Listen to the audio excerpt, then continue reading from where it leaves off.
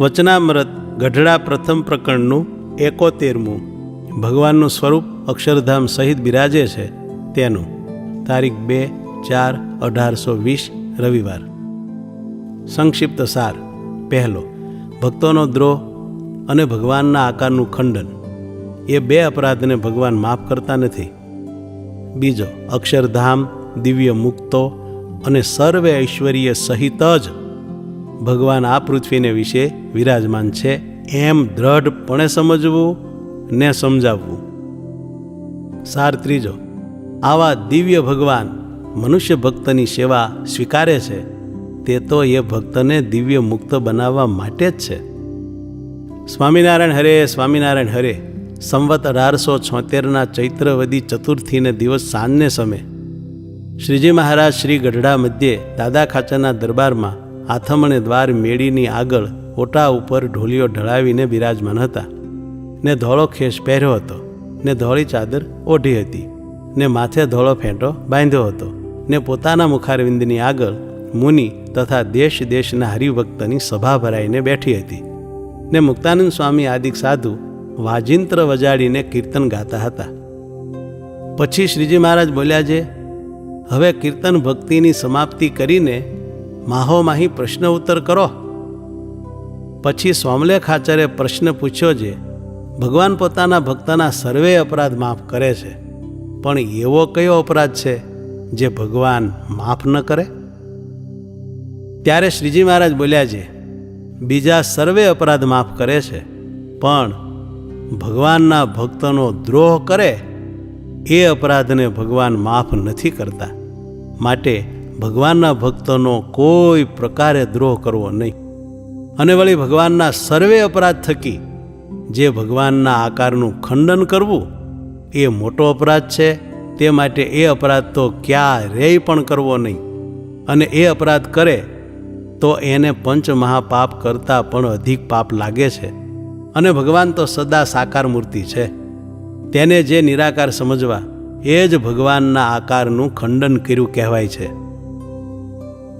અને પુરુષોત્તમ એવા જે ભગવાન તે જે તે કોટી સૂર્યચંદ્ર સરખું તેજોમય એવું પોતાનું અક્ષરધામ તેને વિશે સદા દિવ્યાકાર થકા બિરાજમાન છે.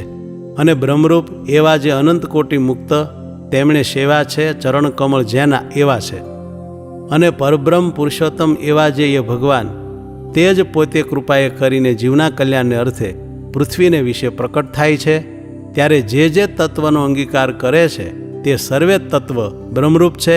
કાંજે રામકૃષ્ણાદિક અવતારને વિશે સ્થૂળ, સૂક્ષ્મ અને કારણ એ ત્રણ દેહ તથા જાગ્રત, સ્વપ્ન અને સુસુપ્તિ એ ત્રણ અવસ્થા તે જણાય છે. તથા 10 ઇન્દ્રિયો, પંચપ્રાણ ઇત્યાદિક સર્વે તત્વ મનુષ્યની પેટે જણાય છે. પણ એ સર્વે બ્રહ્મ છે, પણ માયિક નથી. તે માટે એ ભગવાનના આકારનું ખંડન ક્યારેય પણ ન કરવું. પછી માત્ર ધાધલે પ્રશ્ન પૂછ્યો છે, ઈર્ષ્યાનું શું રૂપ છે? ત્યારે શ્રીજી મહારાજ બોલ્યા છે, જેની ઉપર જેને ઈર્ષ્યા હોય તેનું રૂડું થાય ત્યારે તેથી ખમાય નહીં, અને તેનું ભૂંડું થાય ત્યારે રાજી થાય. એ ઈર્ષ્યાનું લક્ષણ છે.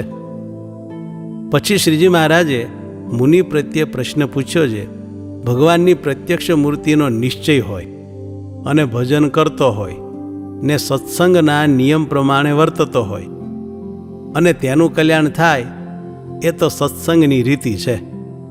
પણ શાસ્ત્રમાં કલ્યાણની કેમ રીતિ છે? અને વેદનો અર્થ તો અતિ કઠણ છે, માટે તેની કથા થતી નથી.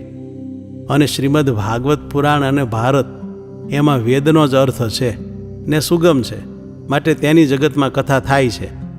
માટે શાસ્ત્રની રીતે કરીને કલ્યાણ થતું હોય તેમ કહો. અને શંકરાચાર્ય તો નિરાકારપણે ભગવાનનું પ્રતિપાદન કર્યું છે. અને રામાનુજાદિક જે આચાર્ય તેમણે તો સાકારપણે ભગવાનનું પ્રતિપાદન કર્યું છે.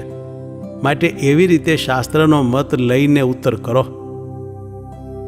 પછી મુનિએ શાસ્ત્રની રીતે નિરાકારનો પક્ષ ખોટો કરીને સાકાર ભગવાનને ભજને કરીને કલ્યાણ છે એવી રીતે પ્રતિપાદન કર્યું. પછી શ્રીજી મહારાજ બોલ્યા છે, અમે પણ એ જ પક્ષનું ગ્રહણ કરીએ છીએ, પણ તેમાં તમને એક પ્રશ્ન પૂછીએ છીએ જે નિરાકાર એવું જે અક્ષર બ્રહ્મ, તેથી પર ને સદા સાકાર એવા જે પુરુષોત્તમ ભગવાન તે પૃથ્વી ઉપર પ્રગટ મળ્યા, તે કડે બ્રહ્મપુર તથા ગોલોક, વૈકુંઠ, શ્વેતદીપ એ આદિક જે ભગવાનના ધામ, તે ધામને દેખવાની જેને લાલચ રહે ત્યારે એને નિશ્ચય છે કે નથી? પછી મુનિ બોલ્યા છે, ભગવાન મળ્યા પછી જેના મનમાં એમ રહેતું હોય છે, જ્યારે અક્ષરાદિક ધામ દેખીશું અથવા કોટી કોટી સૂર્યનો પ્રકાશ દેખીશું ત્યારે આપણું કલ્યાણ થયું. એવી સમજણવાળાને તો યથાર્થ ભગવાનનો નિશ્ચય નથી. પછી શ્રીજી મહારાજ બોલ્યા છે, એણે બ્રહ્મપુરાદિક ધામને તથા બ્રહ્મ સ્વરૂપને દેખ્યાની લાલચ રાખી, એ તે શું એણે પાપ કર્યું જે નિશ્ચયની ના પાડો છો? પછી મુનિ બોલ્યા છે, જેણે પ્રત્યક્ષ પ્રમાણ ભગવાનને દર્શને કરીને કલ્યાણ માન્યું હોય, તે બ્રહ્મપુર, ગોલોક આદિક જે ધામ છે તે પણ ભગવાનના જ છે, માટે એની પણ અરુચિ શા સારું રાખે? પણ ભગવાન વિના એને ઈચ્છે નહીં. પછી શ્રીજી મહારાજ બોલ્યા છે, તે ધામને તે ધામને વિશે રહ્યા જે પાર્ષદ, તે તો ચૈતન્ય મૂર્તિ છે ને માયા પર છે, માટે એમાં શું દૂષણ છે જે એને ઈચ્છે નહીં?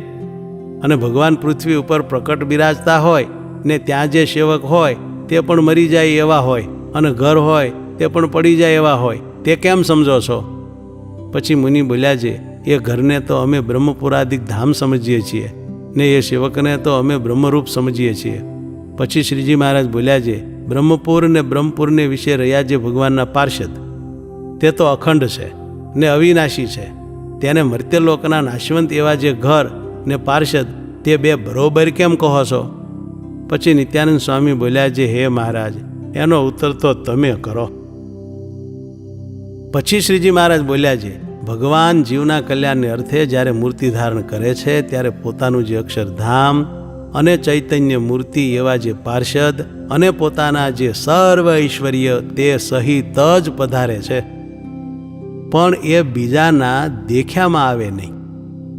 અને જ્યારે કોઈક ભક્તને સમાધિને વિશે અલૌકિક દ્રષ્ટિ થાય છે ત્યારે તેને ભગવાનની મૂર્તિને વિશે કોટી કોટી સૂર્યના સરખો પ્રકાશ ભાસે છે, અને અનંત કોટી જે મુક્ત તે પણ મૂર્તિ ભેળા ભાસે છે, અને અક્ષરધામ પણ એ ભગવાનની મૂર્તિ ભેળું જ ભાસે છે.